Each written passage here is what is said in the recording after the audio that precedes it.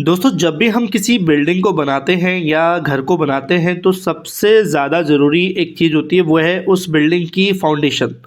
जैसे कि आपको पता है कि जितना भी लोड हमारी बिल्डिंग का होता है वो फाउंडेशन पे ही जाता है और अगर हम उसको ही स्ट्रॉन्ग नहीं बनाते हैं तो कहीं ना कहीं हमारी बिल्डिंग जो है वो ज़्यादा लंबे समय तक नहीं टिकेगी या उतनी मजबूत नहीं बन पाएगी।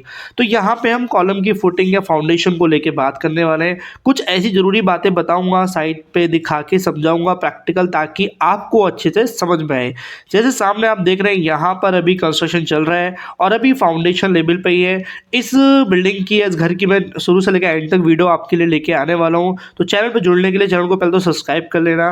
पर यहाँ पे हम बात करते हैं, देखो जब भी आप किसी फाउंडेशन को देते हैं तो उससे पहले सबसे ज़्यादा ध्यान देना है कि उस फाउंडेशन का साइज़ क्या होने वाला है। देखो आज हम यहाँ पे कोई स्पेसिफिक साइज़ तो नहीं बता रहे, क्योंकि ये डिपेंड करता है बिल्डिंग कितने फ्लोर वाइज जाएगी, कितना लोड आ रहा है, हैवी फाउंडेशन है तो क्या हाई राइज बिल्डिंग बन रही है, ये सारी चीज़ें। बट नॉर्मल रेजिडेंशियल फाउंडेशन के लिए हम बात करेंगे, क्योंकि जो नॉर्मल रेजिडेंस हाउस बनते हैं उसमें हम फाउंडेशन को कैसे दें।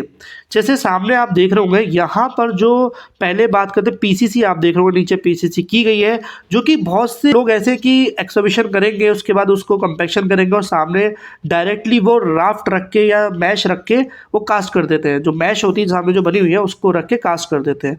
बट ऐसा नहीं है। बट पीसीसी देना ज़रूरी इसलिए है दोस्तों, क्योंकि पीसीसी हमें एक सरफेस देती है जो कि प्लेन होता है और कहीं ना कहीं उस पर ईजिली लोड ट्रांसफ़र हो पाता है। जैसे सामने आप देख रहे हो, उसके बाद आपको जो मैश तैयार करना है वो कुछ इस तरीके से करना है। मैं आपको सजेस्ट करूँगा कि अगर आप 12 mm की जो वायर है, जो डाया है स्टील का, वो इसको यूज़ करें और उसके बाद उसकी जो स्पेसिंग है 6 इंची या 7 इंची से ज़्यादा ना रखें आपस में। एंड साथ में जो आप एल देख रहे हो, ये एल बैंड होना ज़रूरी है। बहुत से लोग सीधा सीधा जाल बना देते हैं, लेकिन जब आप इस पर कंक्रीटिंग करेंगे कॉलम को खड़ा करके तो उस पर एंकरिंग अच्छे से नहीं बन पाती है। अगर आप ऐसे एल देते हैं तो वो ज़्यादा सही है एज़ कम्पेयर टू प्लेन जाल देने से। तो आई होप आपको ये क्लियर है और आप इसको आप 6 इंची 7 इंची का मैश दे सकते हो। अब उसके बाद हम बात करें, जो मैश की बात रेडी हो गई, कॉलम की मार्किंग सारी रेडी हो गई, हम चलते हैं कि कॉलम को अब कैसे देना है। देखो यहाँ पे तो थोड़ा सा बेसमेंट प्लस G+2 का ये कंस्ट्रक्शन होने वाला है, तो यहाँ पर कॉलम का साइज भी उस हिसाब से है, उसमें स्टील भी उस हिसाब से है।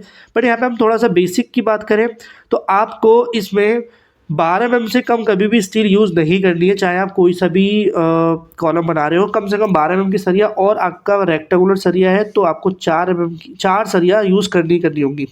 पर यहाँ पे हम बात कर लेते हैं, जब आप कोई सरिया देते हैं, देखो यहाँ पे मैं ये नहीं कह रहा कि इसमें 8 सरिया है 9 सरिया है, ये उस हिसाब से बन रहा है जिस हिसाब से इसमें लोड आ रहा है। हो सकता है आपकी बिल्डिंग या आपका घर 1 मंजिल या 2 मंजिल बन रहा है तो शायद आप उस पर इतना हैवी कॉलम ना दो। अब यहाँ पे बात भी जानने की वाली ये है कि जब आप फाउंडेशन से कोई कॉलम को दे रहे हैं तो नीचे से जब आप देखोगे यहाँ पे एल बैंड हुआ है, ये आपको 1 फीट से कम कभी नहीं देना है, कभी भी 1 फीट से कम नहीं देना है, यानी कि 300 mm से कम आपको नहीं देना है। आप 400 mm दे सकते हैं। उसके बाद स्टार्टिंग में जो नीचे का जो एज होता है वहाँ पे जो रिंग की स्पेसिंग होती है वो हमें कम रखनी है, सो दैट कि जो लोड आता है वो नीचे बकल ना हो और स्ट्रेस आने पे वो फेल ना हो।